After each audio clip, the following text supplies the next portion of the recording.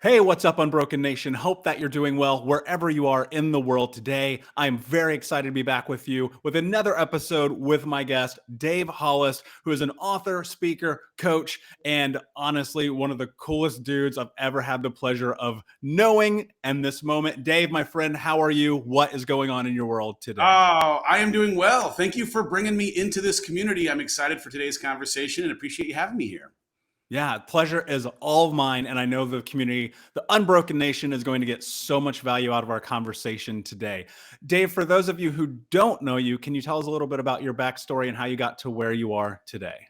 Yeah, I'm a father of four kids, previously foster father to four kids as well. I am someone who has experienced quite a bit of change over the last 5, 6 years of my life, both change that I have chosen and change that has chosen me. I am the beneficiary of the discomfort that exists inside of change, something I'm sure we'll talk about today. But I had a career inside of traditional entertainment for the better part of 20, 22, 3 years, where I worked at Fox in talent management, in publicity research, a handful of different companies before landing at the Walt Disney Company. I had a 17-year career inside of Disney, the last 7 of which where I was the head of sales for the movie studio. It was a fantastic job until it wasn't, for whatever reason, satisfying some of the things that I was looking for in fulfillment or purpose as I was myself cresting my 40th birthday, going from 30 to 40, introduced a bunch of interesting existential questions about why I was here. And now that I was asking these questions, I had to do something about it. So I left a big job that most people might not leave for the adventure of entrepreneurship. I moved my family from California, where we'd lived our entire life, to just outside of Austin, Texas, Dripping Springs. And then for the last handful of years, been working in writing books and hosting podcasts and doing coaching, things that I'm very much a work in progress in. I'm still very new inside of this space, enjoying it immensely, but also still finding my way in a way that sometimes triggers my insecurity, sometimes triggers my imposter syndrome, sometimes triggers the things that get triggered.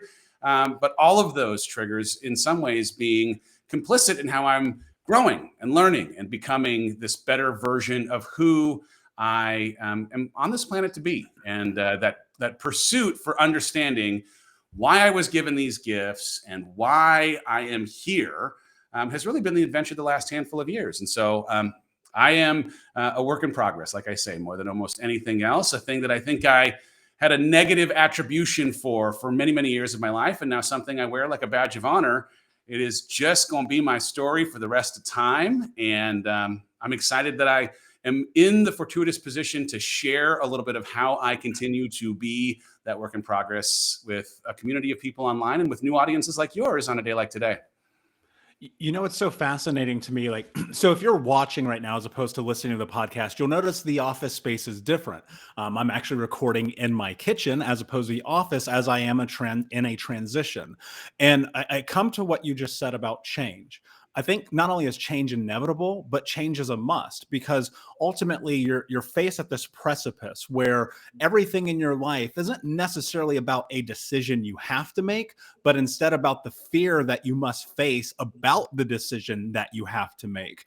And people look at your life, those who may know a little bit more about you, or even just in this quick moment, and go, man, this guy gave up Disney. What is he on crack? Like, who does that? But there is innately and probably inherently something so deeply and pulling inside of us that it says, if I don't do this, I will be unfulfilled. And yet you are faced with this juxtaposition of this tremendous existential crisis while simultaneously parlaying that with fear, and people get stuck there. And I think, like, to me, that is the most terrifying place to be as a human being. And so when you're looking at your life and you're assessing change and you're talking about what is next for Dave while simultaneously trying to follow your heart and not have a mortality event, how do you navigate that? Well, it's interesting because for so many years, certainty was my North Star. Like, if I could just have a title that was important enough, or status that was meaningful enough, or salary that made me feel safe enough, then I could cling to or rest easy in this certainty that I thought was the most important thing in the entire world. And then I found myself having more and more certainty as a part of my life. And it was inversely related to the way I felt about myself when I was by myself, because in some ways, that certainty came at the expense of growth. And so, part of what I have now been on this discovery journey on the last 3 years of life around has been understanding the inextricable tie that exists between growth and fulfillment, and the requirement in that knowledge that comes in constantly pushing and putting myself into spaces that are new, that I don't yet have mastery in, that I have to actually fail through so that I can grow.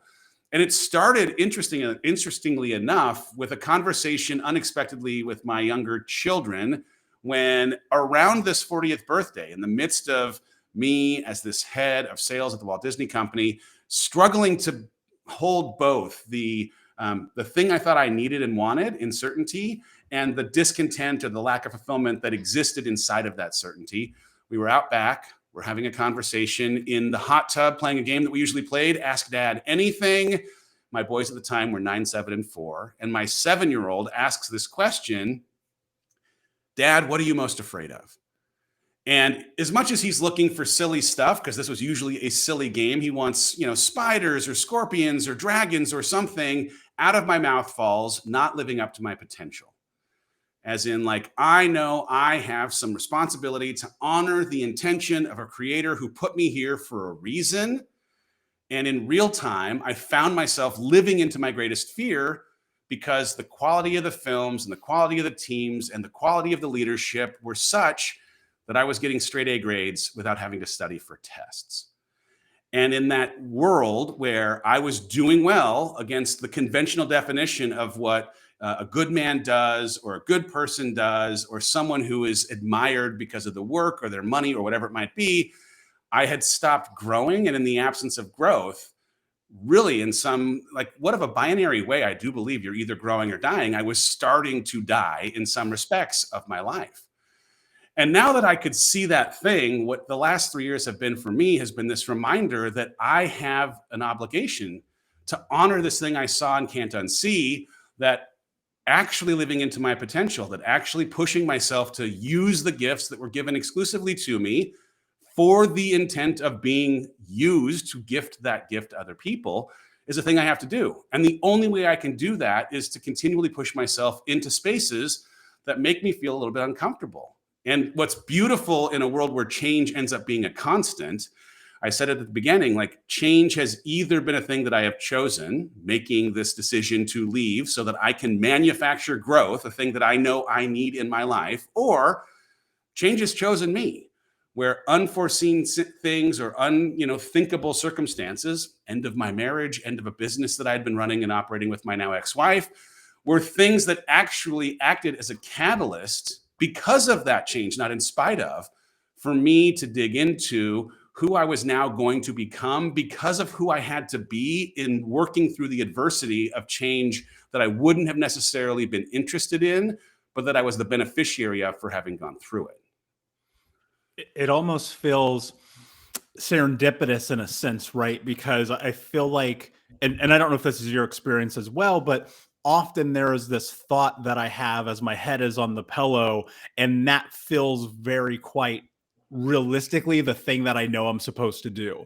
And if I ignore that thought, it's almost like trying to climb Mount Everest, like Wim Hof style. Like, it's almost impossible. You can do it, but it's going to be really, really difficult, and it's going to take from you more than you are ever given, because you're basically living a falsehood. And I think one of the things that's fascinating about your journey and what you said is, even being, a few years into this side about coaching and speaking and authoring, still facing that part of you where it's like, oh, is this really who I am? Is there imposter syndrome? Is, limiting self-beliefs, things of that nature. And what I'm curious about is in that, and this will be a very personalized question, I think, for me. So I apologize, Unbroken Nation, but I really have to ask this. How do you navigate those experiences of self-discovery while wanting to impact and empower the world, while simultaneously figuring it out for yourself in real time? It's tough. And I'll be honest, like this is a thing that I am working through every single day on the regular because in so many ways, my journey of discovery and the attempt to capture the things that I've discovered for myself in a book or a podcast or in coaching is a reflection of my journey, one that is still very much like, playing out in real time. Like I am still learning things that make me both teacher and student at the same time. And so the one thing that I think ends up being a little bit tough for anyone who feels called into a space to help others or to share their experiences is the danger that in some way, especially with the hyper curated way that social media tends to represent a best case scenario or a curated version of everything being great. Trust me, it's fantastic. Life isn't that way. Like struggle is part of the journey. It's nonlinear. I have 3 great days and then I have a hard day. And the weird thing about trying to teach while you're also trying to learn is that you don't want to be caught being placed on a pedestal that has anyone thinking that you've got it all figured out, because all of us are that work in progress that I describe myself as. And so there's something in the work that I do anyway that I hope is somewhat of a departure from what you might traditionally find from someone else who might represent, I've got the answers. This is the answer key. If you just check these boxes, this is the way it's going to work. Because I feel like personal development ends up being a personal thing.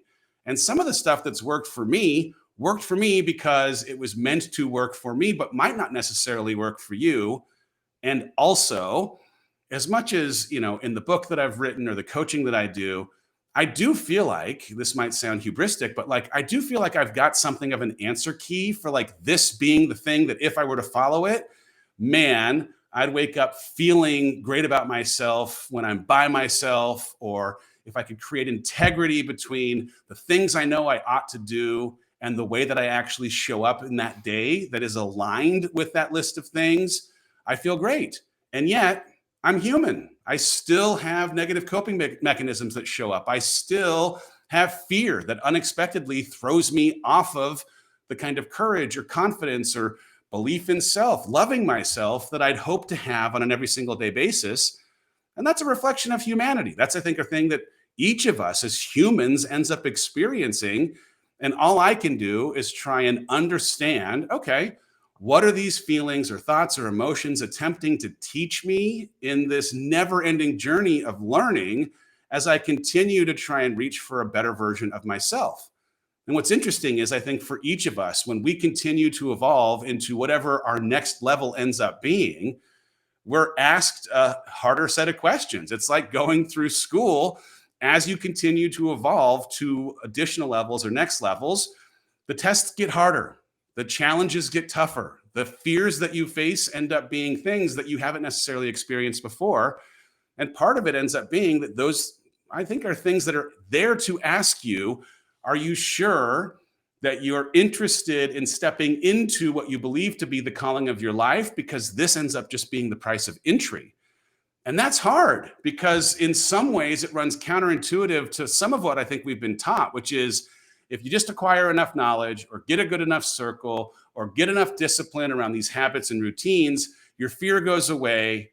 You don't get triggered by these things. There aren't hard or bad days. And I think hard or bad days is just part and parcel with what it means to try and live a full and rich life. And normalizing that that's just part of the process hopefully makes other people who themselves are experiencing the nonlinear journey of their own life to feel normal, to feel human, to feel okay with it sometimes not feeling okay or feeling hard. It's really profound. And I think to words you didn't use, but I'd like to use for myself and hearing this in real time is we're having a human experience. Like, Dave, we've never had this conversation before. We have no precedent for whether or not this works. We, in our day-to-day life, have no markers for all the choices and the decisions that we make. It's constantly a a pendulum swing of discovery. And on one side, you go, okay, I'm kind of familiar with this thing a little bit. And on the other side, you're like, this is unknown territory. I'm terrified. Am I messing up? Am I making a mistake? Am I doing this? And I think you're so right about just the culture of social media. And so many people bring attention to it. But the reality is, like, the hard days are not shared. And one of the things I really appreciate about you, and why I was so grateful that you decided to spend your time with me in this audience today, is because of your willingness to be vulnerable. And we live in a society where there's, I want to call it almost toxic vulnerability, where people are just putting stuff out in the world for the sake of putting it out. And that feels very obtuse to me. But what I watched over the course of the last few years and tracking you is, and being someone where, in a sense, you're a mentor to me, right? And that's because I consume your content, I read your books, I listen to the podcast. I go, this person is a marker one step ahead of where it is that I am trying to go. And what happened was this really interesting moment in your life where you're faced with a challenge of your identity. And what I'm really curious about, Dave, is in that moment and in this experience where you're like, this is who I think I am, and suddenly curveball, how do you build yourself or reclaim yourself or create yourself or put yourself in a position where you can become the Dave that you are today, in consideration that you thought you knew who you were going to be? Oh man, it's such a good question. And if there was a theme in any of what has been a tumultuous and beautiful, like the best and hardest years of my life in these last 5, it's been identity shift and change. Because I, for so many years, had that corporate identity, that Disney thing as a part of who I was. It was the first thing I might introduce myself as in the midst of a cocktail party, or regale people with in my family when we gather for Thanksgiving. After leaving that, there were things in my marriage where I identified primarily as husband to her, in a way that once the marriage ended, I had to ask the question of, who am I now that I'm no longer who I've been? And I think a lot of times that's what the questions of identity and shift end up asking. Who are you if you aren't the modifiers that you've previously used to identify yourself? And a lot of what I had to do, and I think what a lot of people have to do, is like make peace with what ends up being a blank piece of paper that is handed to you in the midst of shift, right? That piece of paper is your invitation to write down what your future looks like now that it no longer looks like it did. And that exercise is equal parts exhilarating and terrifying. Right at the beginning, it tends to be more terrifying. Over time, as you confront your fears, reignite your imagination, it can become something that is more exhilarating. But there is, when you can make peace with what was, and now accept that you are the captain of your ship, the master of your destiny, whatever you want to say, that there's freedom in allowing yourself to now write out whatever you want, whatever you believe to be the calling from a creator, or the intuition that you've maybe not listened to necessarily, but now you're going to pay attention to because it's time. Things that were are gone, things that will be are now in your control. And in the agency that comes in deciding who you want to be now that you're no longer who you've been, it can be something that just is powerful. Once again, you're able to confront your fear and deal with your imagination. I will tell you, the first casualty in divorce was my imagination. I had a really, really hard time imagining what life was going to be like now that it was no longer going to be like it was going to be. And the thing at the root of my compromised imagination was fear. Because I had, as it turned out, I made a list of 46 things that I was afraid of in this future that was now going to look different. I had all of this fear that unconsciously and consciously, but primarily unconsciously, was living inside of me, that was keeping me from seeing something hopeful in my future.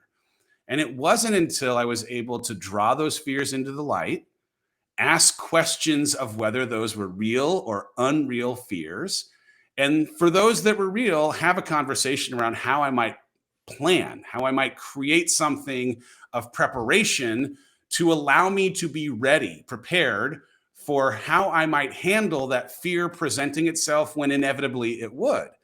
And I would argue that a plan is the antidote to fear in so many ways. And by doing that exercise, what slowly happened is that I was putting the paddles on my imagination, yelling clear, and slowly bringing it back to life in a way that allowed me to start casting something of a hopeful vision for what might be, even though it was going to be different, even though I was still grieving what I wish it might have looked like.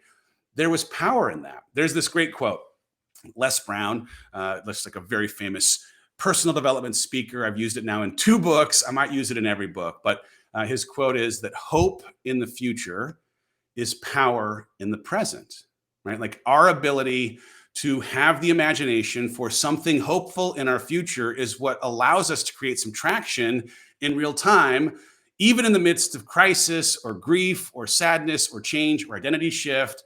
We have to be able to have something hopeful that we're excited about. But often we allow the circumstances of our present to cloud our ability to cast that hopeful vision.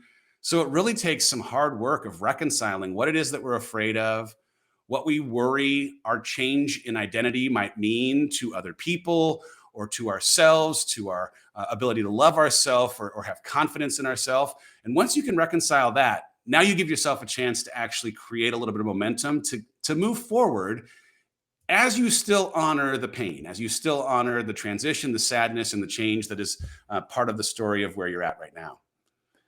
In that reconciliation, how much of that, let me rephrase this. When you're going through the process of recognizing and looking at your past self through the scope of where you are in the present moment, how do you reconcile you are no longer that person while balancing, okay, I'm in this moment, the future is uncertain, but I feel like I'm starting to tap into myself. And there's this thing that I believe people cling on to as past experiences where they go, that is who I am and I cannot let go. So Yeah. is reconciliation for you letting go of that, adjusting? Like, what does that actually look like for you? Well, I mean, number one, I have been through a harder little window of time, and that is not comparable to a lot of the trauma that other people have been through. So I want to be careful in how I even couch the way that I have processed this, because I don't want it in any way to sound dismissive of or toxic positivity-esque or rose-colored glasses in any way. But for me, the way that I've thought about my experiences is through the lens of 2 broad categories. I have these central experiences that have in some ways defined who I think I am, and these circumstantial experiences, things that happened to have happened. They are a part of my story, they are the color commentary of my life, but they don't define who I am. And when I think about my central experiences, think of like Inside Out, that animated Pixar movie, right? There are some things that are formative in our history that have been attributed positive or negative feeling. And those attributions inform in many ways who we believe ourselves to be and what we think ourselves to be capable of because of that positive or negative attribution. And I just know for myself, as much as I have had some experiences that I wouldn't have liked to necessarily go through or that I wish hadn't necessarily happened, they happened.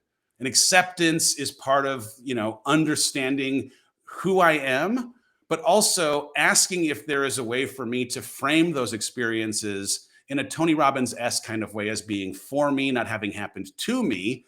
That's some of the hard work that happens in therapy, in conversation with God, in community with close friends, on a rock in nature when I am meditating, trying to find a way to say, hey, I know at the end of 2019, I made this really bold declaration that 2020 was going to be my best year ever. And what I didn't appreciate in going through divorce and transitioning out of a company I'd helped build, I didn't appreciate that I didn't get a say in the conditions that would bring my best forward. And as much as I am not interested, like most people are not interested in reliving 2020, I was able to, in this kind of an exercise, find a way to create positive attribution for some of the hardest things that I've had to go through as the catalysts for why I now believe myself to be stronger emotionally and mentally and physically and relationally and spiritually, right? Being forced to your knees made my strength in my God and my faith that much bigger. being challenged to understand why I think the way that I do, or spending as much time I did with a therapist made me stronger emotionally and mentally. Spending time with people that I cared most about, or being forced to walk alongside the trauma that my own kids were experiencing in the end of their parents' marriage, brought us together and created a bond that's stronger today than it was before. Getting out and running, or being in a gym and getting physically fit, was training me to understand how strong I could be, even in the midst of hard times, right? All of these things were a byproduct of attempting to create positive attribution for something that was hard in my life. And the beauty that has been part of my story, and hopefully it's a thing that someone who's listening today might be able to spend a little time on. There are times when things that were a formative part of my identity, a central experience, became, because of the deconstructing of the pieces that I'd afforded weight to, circumstantial experiences because of time and perspective. And it doesn't mean, again, that I'm looking to dismiss that, man, you didn't deserve it. It wasn't fair. That trauma is something that you still need to honor and spend time in therapy and community and grieve. But also, if we're able to see these things as maybe the reason why we're the warrior now that can handle whatever comes next, or stronger because of having survived them, or if over time we're able to release ourselves from some of the weight that we have assigned to them in a way that make them things that happened to have happened, but don't get a say in who we are, we now are the authors of what of our experiences define us. And it's hard work, it's long work, it's complicated work, and it's work that, for me has been a 3.5+ year kind of journey that will likely never end, as I continue to try and define how putting myself into situations that sometimes introduce pain or trauma or grief are things that are ultimately going to be part of why I've become who I'm known as at the end of my life. It's very beautifully said. I tell people all the time, this healing journey is a forever journey. I came to the conclusion of that one spring day in my therapist's office after the 500th straight Wednesday in a row, sitting there watching the rain trickle down the window and looking at him and going, I don't want to do this anymore. I don't want to be here. And I'm so tired of this thing. Right. And him just going, the reality is that some people have to accept their reality, acceptance being this really powerful word, that this is life. And that's not necessarily a bad thing. But Yeah. I think, and one of the things I want to pull to here is, I think, especially as men and men in America, this idea of therapy and working through trauma, people, even in 2021, as we head into whatever's next in the future of our lives, there is still this really gross nomenclature around it about weakness, Yeah. about you're not a man, about you cry. Dude, there's an Adidas commercial that comes on with the old guy running where he's breaking out of the hospital. It's like, I break out just busting out in tears, right? But there's this stigma that still exists around toxic masculinity. What was your experience like stepping into therapy as this person who was in a phase of self-discovery in which you were? Yeah. Well, number one, I mean, I even wrote this line in my book. Like, I have had a Cal Ripken-esque streak of consecutive crying days. I am all for the expression of emotion, and I am not ashamed in any way about crying. But I think one of the strongest and most important signs of strength is the willingness to get help. And as much as it runs counter-culturally sometimes to the definition of masculinity or what real men might do, I know the kind of breakthroughs that I have had in therapy as an accelerant to my healing journey. Not to say that, I'm never, like I'm out of grieving, or I'm not still healing from some of the things that I've been through. I just know that I've been able to process things in a getting a bit of an answer key kind of way, because of the gift, the benefit of having an objective third party challenge why I think the way I think. What's interesting for me is, as much as I'd been in therapy off and on, I mean, not even off and on, consistently for years prior to the end of my marriage, at the end of it, because identity was such a big thing that was shifting, I intentionally went and tried to find someone who might support me in the concept of self. Like, who am I now that I'm no longer who I've been, was my big question. And I found a therapist that specialized in something called internal family systems, where you get to be, as self, the observer of your emotions and your thoughts in a way that disconnects you from them being who you are. That was so much a gift, right? Like the idea that I'm not my thoughts, but that I'm the observer of my thoughts, or that I'm not my emotions, I'm the observer of my emotions, allowed me actually to make a relationship with my thoughts or my emotions, to like become an investigator, to understand why they exist and what role they believe themselves to be playing. And it's something that would never have occurred to me. I would have never, because it sounds crazy. Even there's someone listening right now that's like, this guy's gone off the old ladder. Let's check to make sure he didn't fall and hurt his back. Look, it might sound crazy, but I'm here to tell you it was one of, and has been one of the most powerful and important exercises that was introduced by someone who clinically got a bunch of schooling around it, understands how to manage a conversation through it.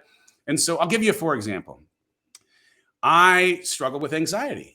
And anxiety is just, more than anything, the fear of what might happen, like the imagination that we each have of how many things could happen, allowing sometimes the worst case scenario version of those things to be the thing that we get preoccupied with and ideate on.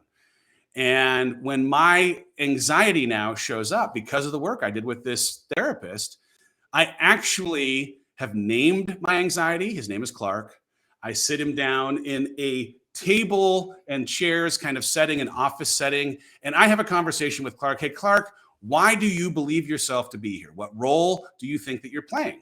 And in this therapy, there's this recognition that the parts that we have, the feelings or emotions that we have, they believe themselves here to help us. And so I have this conversation to understand, what, Clark, do you think you are here to help me with?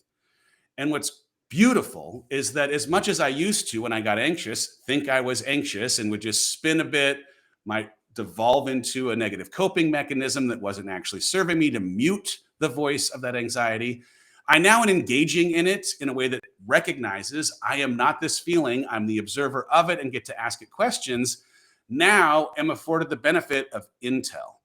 And what Clark usually points out is, hey, Dave, there's a part of your life where there is just enough ambiguity that I feel like I have a responsibility to train your focus to it, such that if you were able to put together a little bit of a plan in this part of your life, I would feel like I have permission to now leave, and I will have done my job in drawing your attention to this ambiguous space.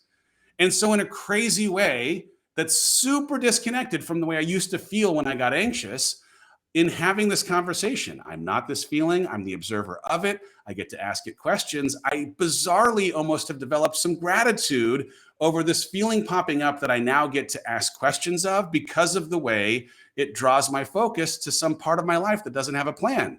Great, I'll make a plan. Plan becomes the antidote to fear. And now I actually have something that allows me to sleep more soundly or worry less, because I'm prepared for whatever that ambiguous part of my life was, that if not for anxiety popping up, I would not maybe have been aware of.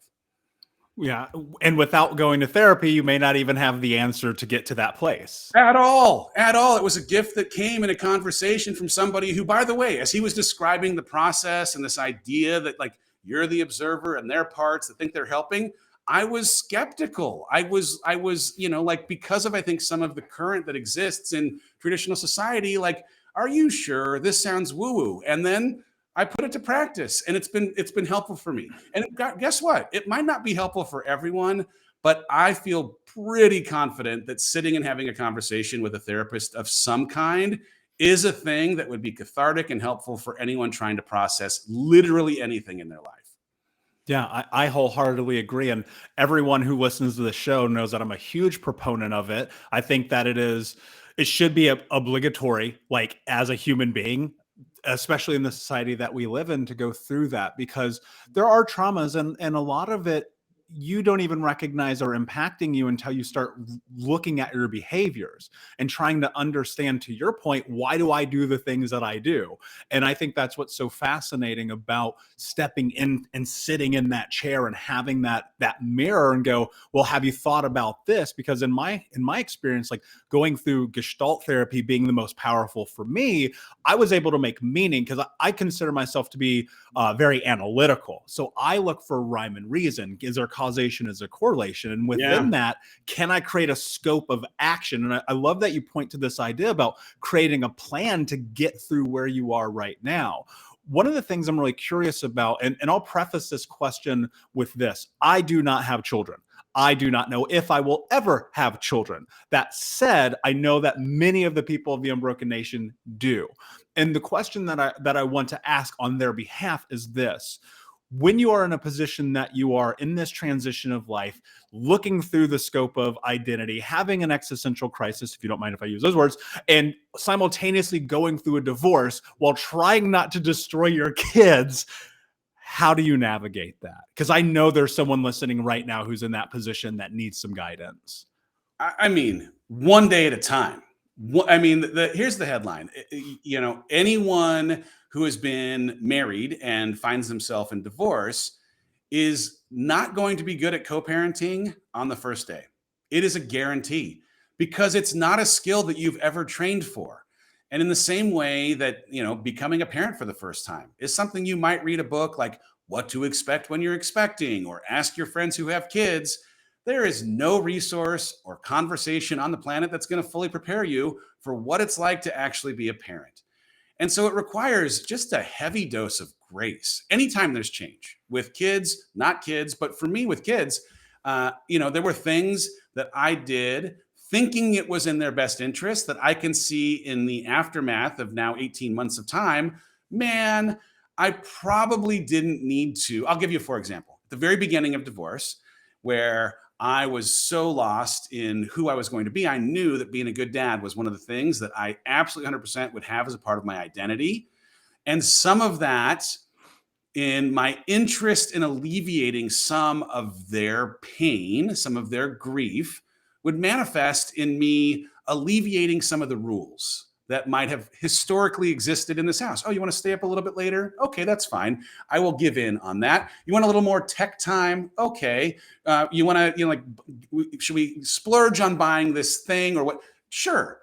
And what I can see now was that, it wasn't my job to try and cover their grief. It's interesting, when my wife and I at the time were going into foster care, we got this piece of advice that I wish I had remembered at the beginning of this transition. And it was that any of these children that were coming into care were likely coming out of trauma. You're, having a child who was removed for some reason from their biological parents, and that your job was not to fill the hole that might exist of that traumatic experience. Your job was to hold their hand as they walked through the valley of that trauma, to just remind them that you were there with them, and not try to alleviate it or necessarily smooth that over, but just be present and walk alongside them. And I think there was something in the very beginning of this divorce where I forgot that lesson. I was like, oh, I want to take your pain away. I don't want you to have to necessarily experience all of the hard. And my job was really more to hold their hand and to say, I'm here with you.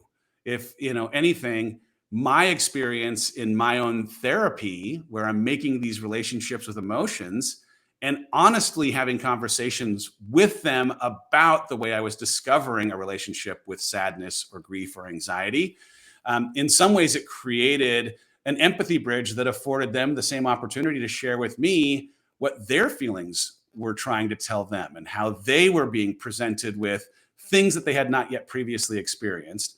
I guess the other thing I would say too, we wildly underestimate the resilience of our children. My kids are amazing in so many ways, but part of what makes them amazing is the way that they have also themselves adapted to what ends up being a new normal. Are there things that they don't like about having two houses, or do they wish that, man, things could have maybe turned out a different way? I'm sure, in the same way that I think all of us involved, anyone involved in divorce, wishes that things could have turned out in a different way. And yet, they also are developing a tenacity and a resilience and a strength that only ends up getting born in having to walk in that valley. Whether it's me holding their hand or them walking through it themselves, they're also on a journey of discovering how strong they can be for having to go through strong things. And I think part of the job that we have is to, yeah, be there to support them when they want to have that longer conversation about the feelings that have presented themselves, but also allow them the autonomy to experience some of the things that they're meant to experience and grow from so that they can grow.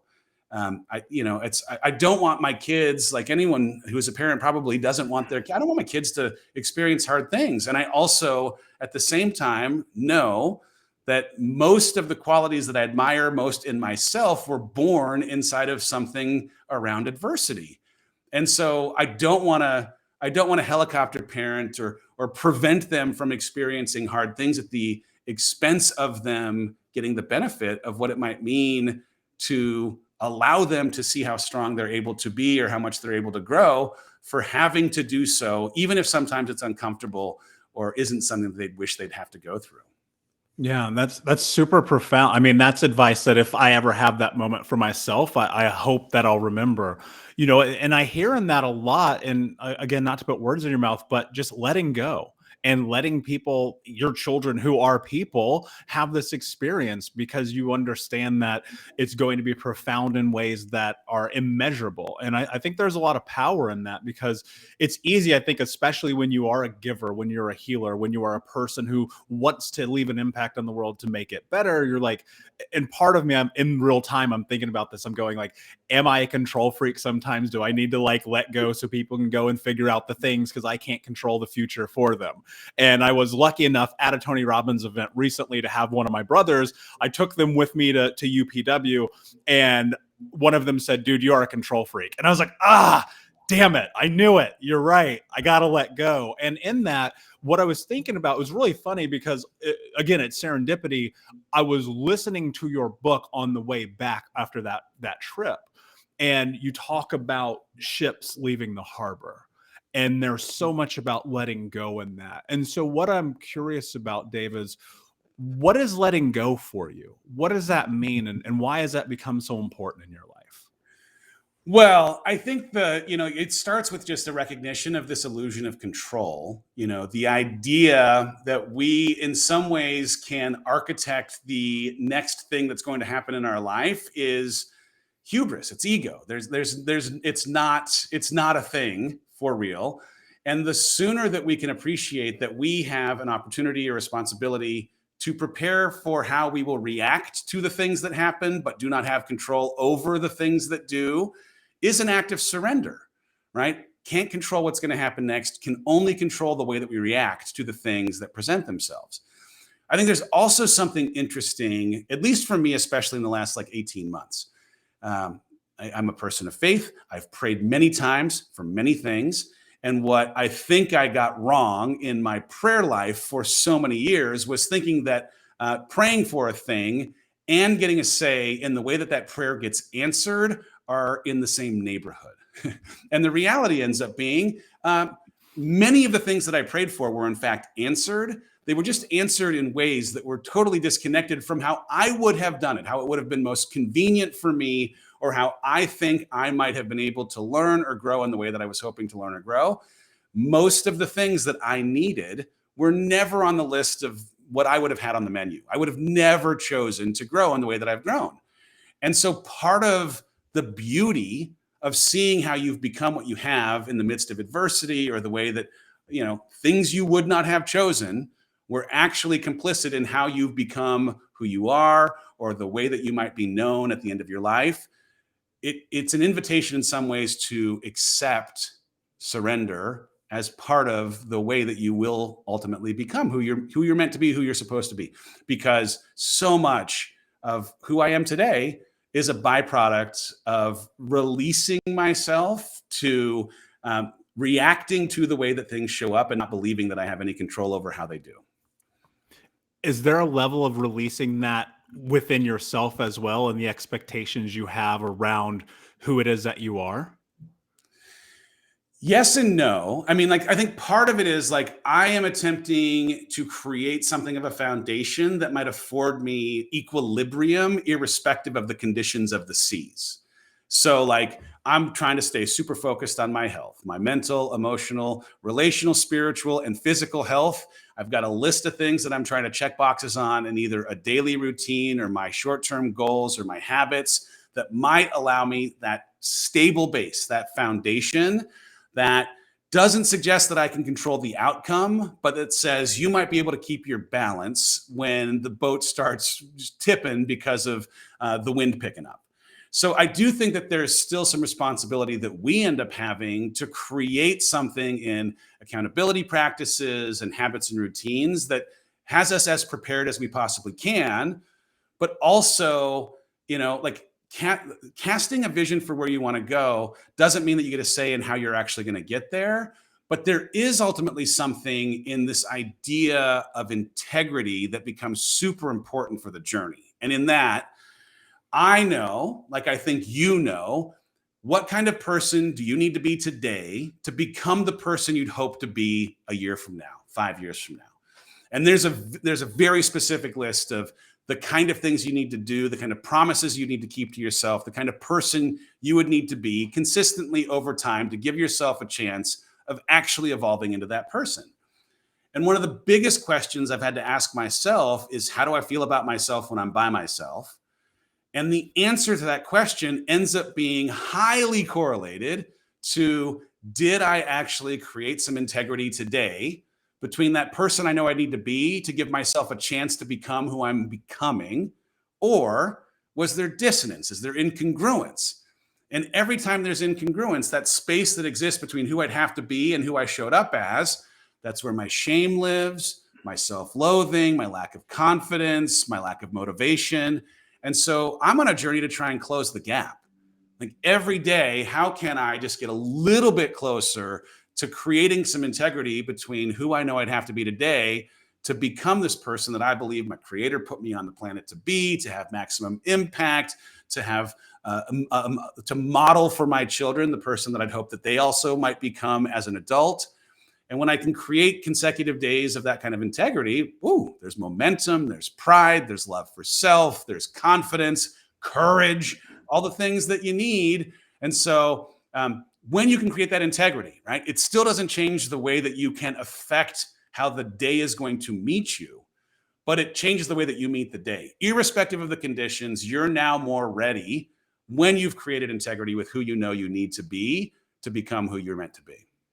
Dude, if we could bottle up what you just said, we would solve every problem on planet Earth. But I just want to say this too, because I think it's important. I know this to be an absolute 100% capital T truth, and I still struggle to create integrity every day, right? Just because you know it. Anyone who's listening right now, this is the secret, okay? This is everything. If you just kept promises to yourself, if you just showed up the way that you were supposed to, if you handled your habits, your negative coping mechanisms, got your relationships right, your relationship with your maker, whatever it might be, if you could create that integrity, you would feel great about yourself when you're by yourself. This is the secret. And yet we're human. So like it also comes with needing to have a huge amount of grace for yourself, to surround yourself with the right kind of people that'll encourage you to get back up when you have one of those nonlinear bad days that you fall off track. But getting back to this place, it's everything. It is. It truly is. And there's momentum. And I to come full circle in this conversation, it's very much not about hubris. It's not about a pedestal. It's about recognizing, like, you're going to have bad days. You're going to have good days, but can you have momentum? Because if you can have more good days than you have bad days, you're going to win on a long enough timeline. Dave, my friend, this conversation has been absolutely incredible. Can you tell everyone where they can find you before I ask you my last question? Yes, right on. I spend a lot of time on Instagram. Mr. Dave Hollis is my handle. I have a website, mrdavehollis.com, where you can find out all kinds of things that I am up to. And I have a podcast. It's on Thursdays. It's called Rise Together. Wherever you are listening to this, you can also listen to that. Brilliant. And my last question for you, my friend, is what does it mean to you to be unbroken? Well, I have been on a journey of self-love for a long time. And my definition of being unbroken is finding a way to see all of yourself, the good, the bad, all of the experiences, the things you have shame for and pride for, and love them as they are, even as you have an ambition to continue to grow from learning from the things that don't serve you as well as they do. And is it an easy thing? It is not an easy thing, but there is something beautiful about making peace with and honoring, this is who I am. I was made this way on purpose. There is intention in how I was created and the things that I have experienced. And I am going to choose to love all of me, even as I am this messy work in progress and will be for the rest of my life. And so I got this quote on my arm. I'll finish up with this. It's been like a mantra for the last handful of years. It's a John Shedd quote. It says, "A ship in harbor is safe, but that's not what ships are built for." And I got it more than anything as a reminder that the life that I am interested in living exists beyond a safe harbor, inside of the choppy waters where growth lives, thrives, and makes me into who I was meant to be. And I got it as a reminder that I was built for this. And my journey of self-love in so many ways has to come back to this reminder on the almost daily that I was built for this life, even though it's going to be choppy and messy and turbulent and windblown. And there are going to be days when I steer that ship like a perfect captain. And there are going to be days when I am thrown out and reaching for a rope to get back into the stinking boat. But I was built for it. And so too were any of you who are listening today. My unbroken story is the decision to continue to steer that ship inside of whatever conditions the waters might throw my way. Brother, literally have goosebumps. I love Let's that. go. Thank you so much, Dave. Thank you for being here. It means the world to me. Unbroken Nation, thank you for listening. Please like, subscribe, comment, share, tell a friend. And until next time, my friends, be unbroken. I'll see ya.